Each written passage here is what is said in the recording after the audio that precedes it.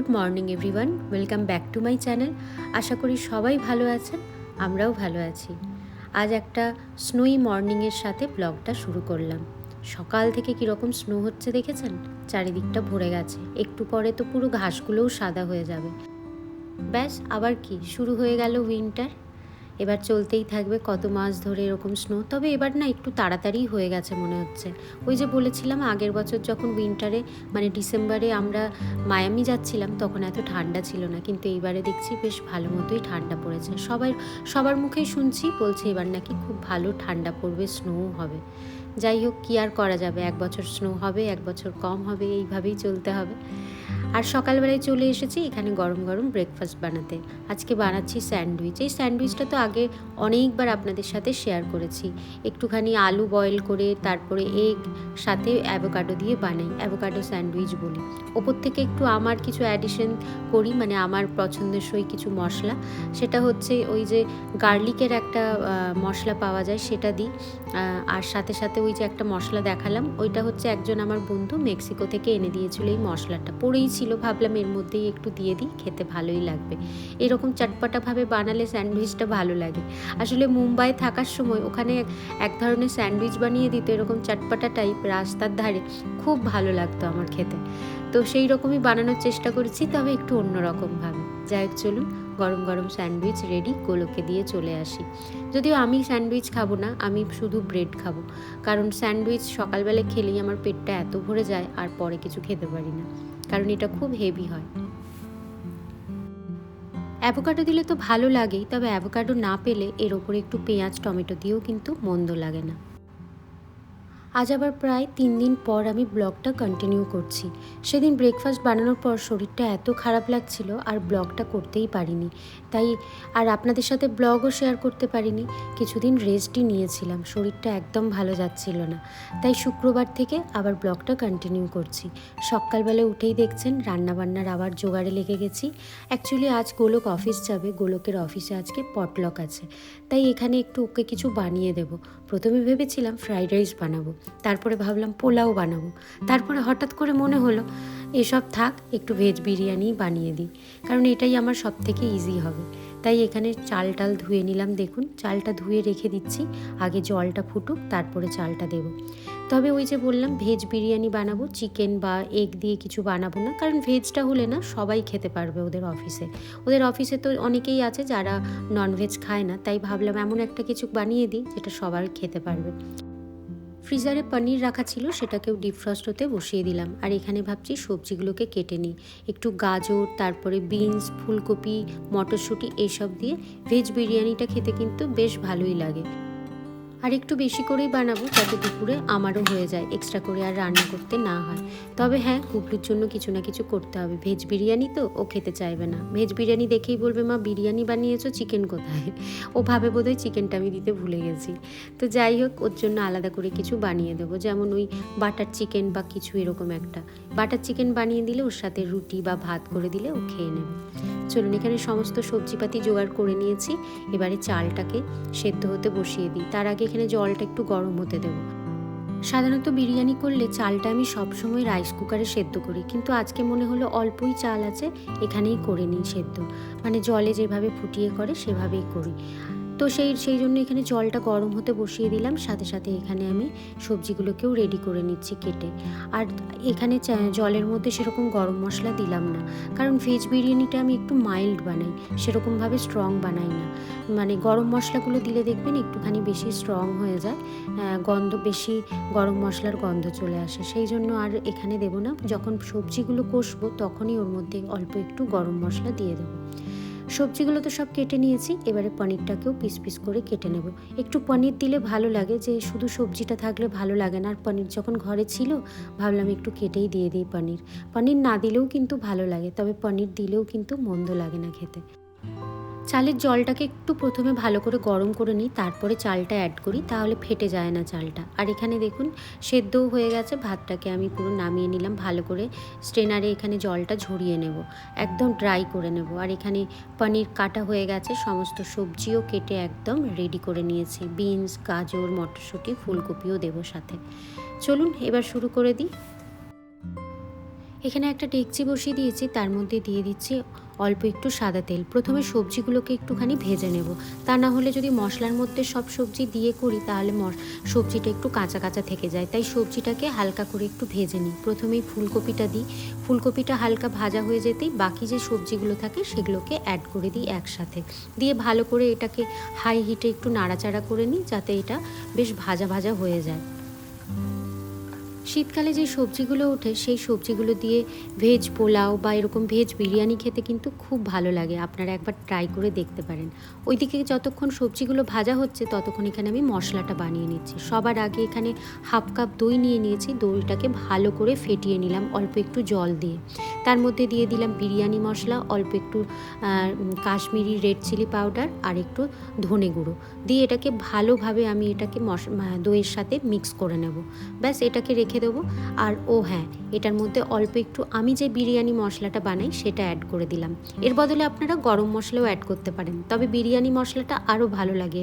তবে আমি অলরেডি বিরিয়ানি মশলা অ্যাড করেছিলাম, যেটা আমি বাজার থেকে কিনে আনি।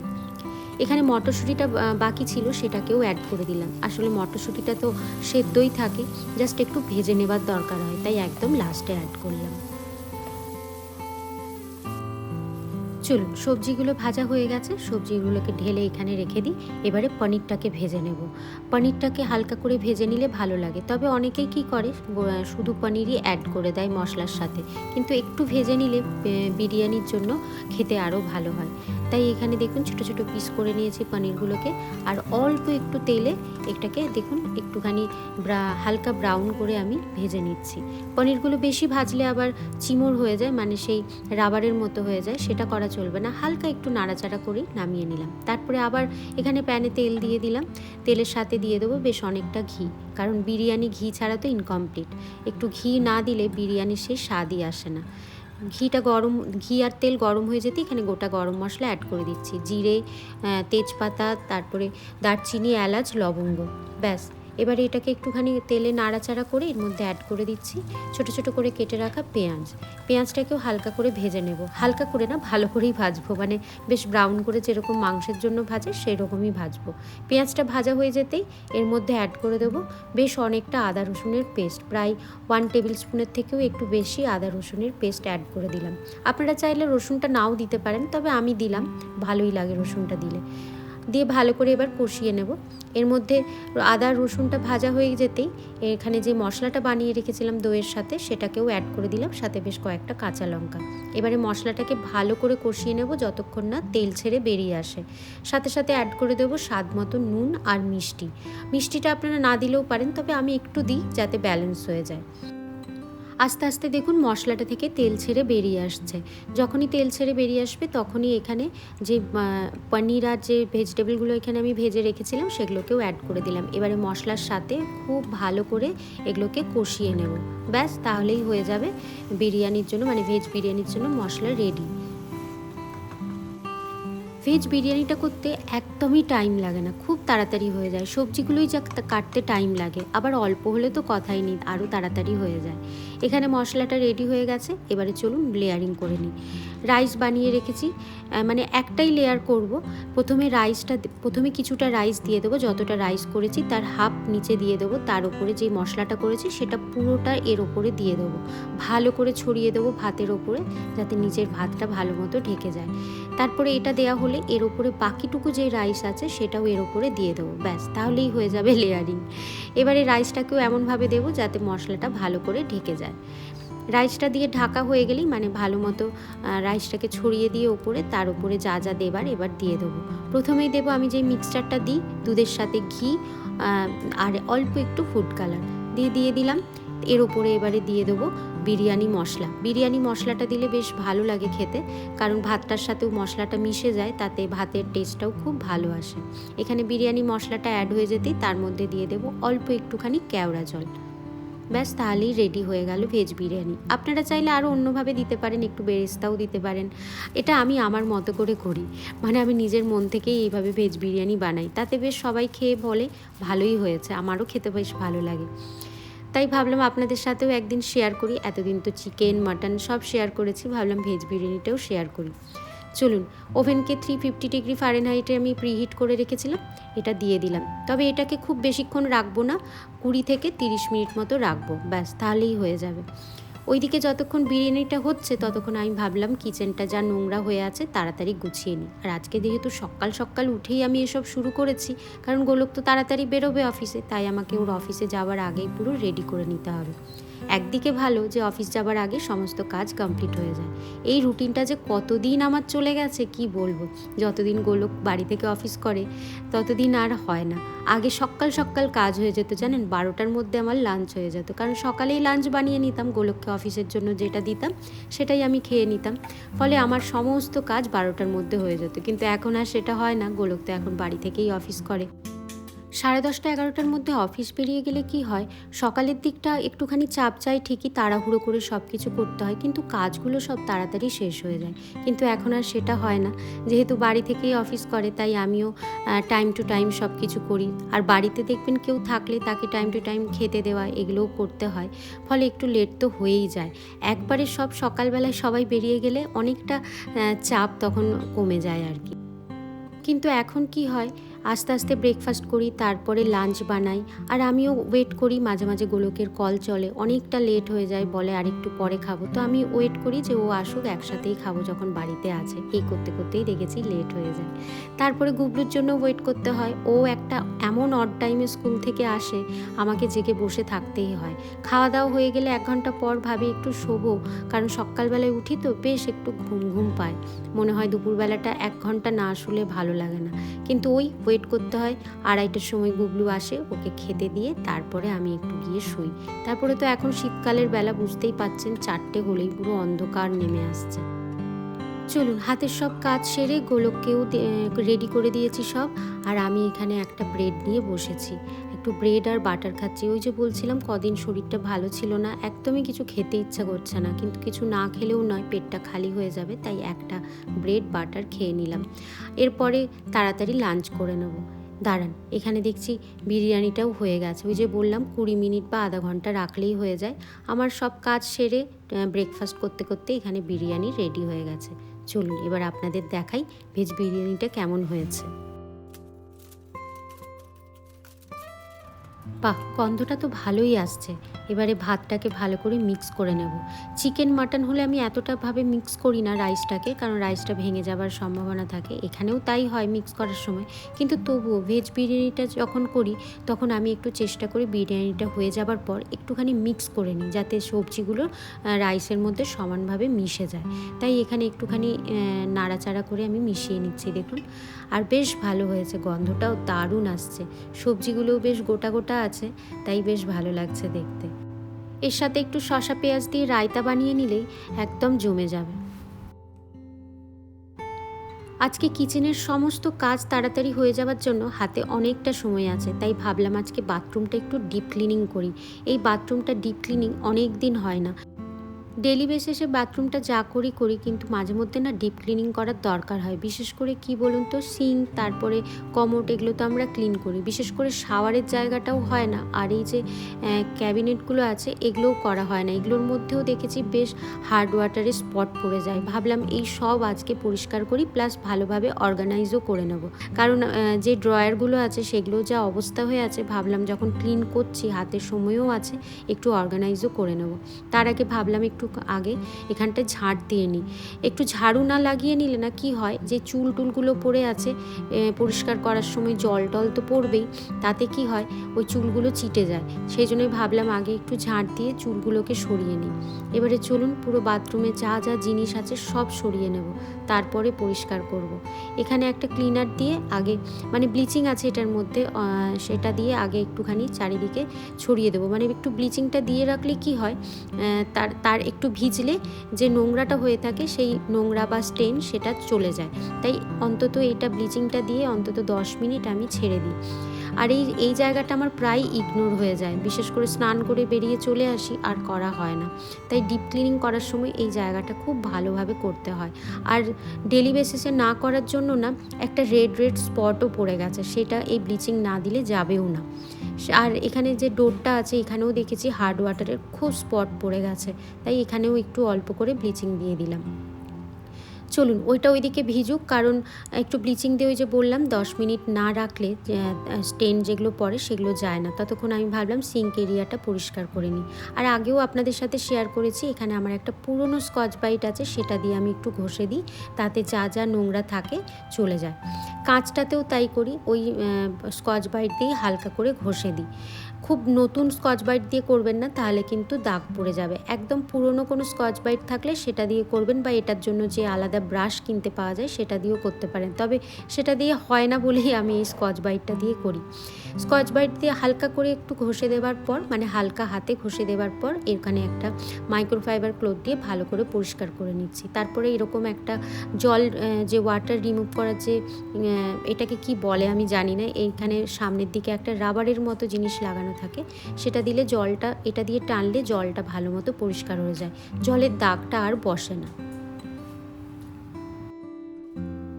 পুরো ঘর মানে কিচেন, রুম সব কিছু পরিষ্কার, সাথে সাথে বাথরুমটাও আমাদের পরিষ্কার রাখা খুবই দরকার। তার কারণ বাথরুম থেকে প্রচুর নেগেটিভ এনার্জি আসে। আমি সব কিছু বাস্তু মেনে করি, তো সেই জন্য বাস্তু বলে যে বাথরুম থেকে মোস্টলি মানে ম্যাক্সিমাম নেগেটিভ এনার্জি আসে। তাই বাথরুমকে প্রায় চেষ্টা করবেন যে ভালো করে ক্লিন রাখার, আর বাথরুমের দরজা অলওয়েজ ক্লোজ রাখার, কারণ এখান থেকে যদি খুলে রাখেন সেখান থেকে কিন্তু নেগেটিভ এনার্জি চলে আসে, তাতে শরীর টরীরও খারাপ হয়। সেই জন্য আমি সবসময় চেষ্টা করি বাথরুমটা যাতে ভালো মতো পরিষ্কার থাকে, আর বাথরুমের দরজা অলওয়েজ যাতে ক্লোজ থাকে। এখানে এখন চলে এসেছি, দেখুন আমি যে ক্যাবিনেটটা আছে সেটাকেও ভালো করে এরকম একটা ওয়েট ওয়াইপস দিয়ে ভালো করে পরিষ্কার করে নিচ্ছি। ওই যে নোংরা পড়ে, তারপরে জলের যে স্পটগুলো পড়ে সেগুলোকে তোলার জন্য। সেগুলো দেখছি এখন যাচ্ছে না, অনেক দিন আমি মানে পরিষ্কার করিনি তো ভালো করে, তাই দেখছি এখন তুলতে একটু অসুবিধাই হচ্ছে আর কি। তবে এবার থেকে ঠিক করেছি ভালো করে আমি প্রায়ই এখানগুলো পরিষ্কার করে নেবো, যাতে এই হার্ড ওয়াটারের স্পটটা না পড়ে। তারপরে একটা আমার উপরে মপ ছিল, সেই মপটা দিয়েও ভালো করে আমি পরিষ্কার করে নিলাম, মানে মুছে নিলাম। শাওয়ারের জায়গাটা পরিষ্কার করার আগে এখানে যে বাথ ম্যাটগুলো থাকে সেগুলোকে পেতে নিলাম, কারণ জলের কাজ করব তো, জল পায়ে আসবো, তাতে চারিদিকটা জলে ভর্তি হয়ে যাবে, তাই ম্যাটগুলো পেতে নিলে সেই জলটা আর হবে না। শাওয়ারের জায়গাটা পরিষ্কার করার আগে ভাবলাম এখানটা যখন পরিষ্কার হয়ে গেছে জিনিসগুলোকে ভালো করে গুছিয়ে অর্গানাইজ করে রেখে দিই। আমার ডেলি বেসিসে যা যা ইউজ হয় সব কিছু এখানে আমি এই অর্গানাইজার করে এখানটায় রেখে দিই। একসাথে এইভাবে অর্গানাইজারে করে রাখলে জিনিসগুলো ছড়ানো ছেটানো হয় না, এক জায়গার মধ্যেই থাকে। টুকটাক জিনিস, ছোটোখাটো জিনিসগুলো এর মধ্যে রেখে দিলে হারিয়ে যায় না, তার জন্য এরকম সবসময় অর্গানাইজার ইউজ করি। এই ব্রাশ হোল্ডারটা, মানে যেই কাপটাতে আমি ব্রাশগুলো রাখি, এখানেও ব্রাশগুলো দীর্ঘদিন রাখতে রাখতে নিচে একটা জলের দাগ পড়ে যায়, সেটাকেও ভালো করে ক্লিন করে নিলাম, দিয়ে এগুলোকে এবার রেখে দিচ্ছি। চলুন, এই জায়গাটা তো গোছানো হয়ে গেছে ভালো করে, এবারে যে শাওয়ারের জায়গাটা আছে সেটাকে ভালো করে পরিষ্কার করে নিই। বাথরুমে তো ফ্রেশনার রাখি, বাথরুম ফ্রেশনার যেটা হয়, সাথে সাথে একটা ক্যান্ডেলও রাখি। ক্যান্ডেল মাঝে মাঝে জ্বালিয়ে দিলে বাথরুমটাও খুব সুন্দর গন্ধে ভরে যায়। চলুন এবারে এখানটায় জল দিয়ে আগে পরিষ্কার করে নিই। যেহেতু ব্লিচিং দিয়েছি সেখানে পা দেবো না, স্কিনের প্রবলেম হবে, তাই এখানে আগে ব্লিচিংটাকে জল দিয়ে ধুয়ে নিলাম। তারপরে এখানে আমি চলে এসেছি একটা ব্রাশ নিয়ে, সেই পুরনো ব্রাশ নিয়ে ভালোভাবে এই চ্যানেলটা, মানে ডোরের যে চ্যানেলটা আছে সেখানটায় ঘষলাম। দেখবেন ওই জায়গাগুলো খুব ময়লা হয় জল পড়ে পড়ে, ওখানটা ঘষে নেবার পর এই জায়গাটা একটু ঘষছি, কারণ এই ফ্লোরটাতে দেখবেন একটু রাফ দেয় যাতে আমরা স্লিপ না কেটে যাই, আর রাফ দেওয়ার জন্য ওখানে অনেক ময়লা ধরে যায়। তো সেই ময়লাগুলোকেও ব্রাশ আর এরকম স্কচ ব্রাইট দিয়ে ভালো করে ঘষে পরিষ্কার করে নিলাম। এমনকি ডোরটাকেও পরিষ্কার করছি, ওই যে বলেছিলাম হার্ড ওয়াটারের স্পট পড়ে যায়, কারণ স্নান করার পর আমার এই ডোরটাকে আর জলটাকে ক্লিন করা হয় না বা মোছা হয় না, ফলে জলটা বসে বসে একটা হার্ড ওয়াটারের ভীষণ বাজে স্পট পড়ে গেছে, সেটাকে ভালোভাবে না ঘষলে কিছুতেই যাচ্ছিল না। তো যতটুকু পেরেছি করেছি, এখন আবার একদিন করতে হবে, তা না হলে একদিনে সম্ভব নয়। এবারে জল দিয়ে ভালো করে এটাকে পরিষ্কার করে নিচ্ছি। আর বাইরের দিকটা যেহেতু অত জল লাগে না, তাই এটাকে আমার কাছে যে একটা গ্লাস ক্লিনার ছিল সেটা দিয়ে ভালোভাবে আমি একটা মাইক্রোফাইবার ক্লথ দিয়ে পরিষ্কার করে নিলাম। আর কাঁচটা যে জল দিয়ে ধুয়েছিলাম, সেই রাবারের যে ব্রাশটা আছে, ব্রাশ বা এটাকে ক্লিনার এটাকে কি বলে আমি জানি না, এটা দিয়ে ভালো করে টেনে টেনে জলটাকে আমি পরিষ্কার করে নিচ্ছি, যাতে জলের দাগটা না পড়ে। এবার থেকে প্রতিদিন স্নান করার পর ভেবেছি এই কাজটা করে নেব, তাহলে যে হার্ড ওয়াটারের স্পট সেটা বসবে না। চলুন, বাথরুমটা পুরো ক্লিন হয়ে গেছে। এখানে যা যা বাথরুম ক্লিন করার জন্য ইউজ করেছিলাম এবার সেগুলোকে পরিষ্কার করে রেখে দিচ্ছি। সাথে ভাবলাম বাথ টাওয়েলগুলোকেও আমি চেঞ্জ করে দিই। যেহেতু আজ বাথরুম ক্লিন করছি তাই ভাবলাম এগুলোকেও ফ্রেশ একদম টাওয়েল দিয়ে ফ্রেশ টাওয়েল এখানে রেখে দিই।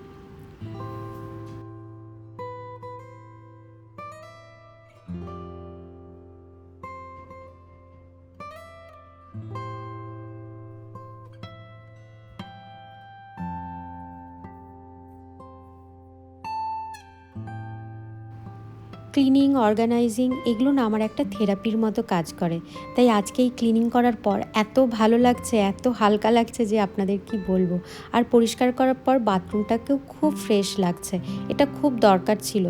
ডেলি বেসিসে করলেও না একদিন সব কিছু ডিপ ক্লিনিং করার দরকার হয়, কারণ এমন অনেক কিছু থাকে যেগুলো ইগনোর হয়ে যায় দেখবেন। তো চলুন, এখন বাথরুম ক্লিন হয়ে গেছে আর আমিও স্নান করে নিয়েছি। ভালোভাবে এখন স্নান করে বেশ ভালো লাগছে, ফ্রেশ লাগছে। আর ফ্রেশ বাথরুমে স্নান করতেও বেশ ভালো লাগছিল। যাই হোক, চলুন, ব্লগটা অনেক বড় হয়ে যাচ্ছে, ভাবছি এখানেই শেষ করব। আপনারা সবাই খুব খুব ভালো থাকবেন, সুস্থ থাকবেন। দেখা হবে আবার একটা পরের ব্লগে। ব্লগটা ভালো লাগলে একটা লাইক, শেয়ার আর কমেন্ট করে দেবেন। যারা নতুন বন্ধু তারা কিন্তু অবশ্যই সাবস্ক্রাইব করে দেবেন। আজকের মতো বাই বাই।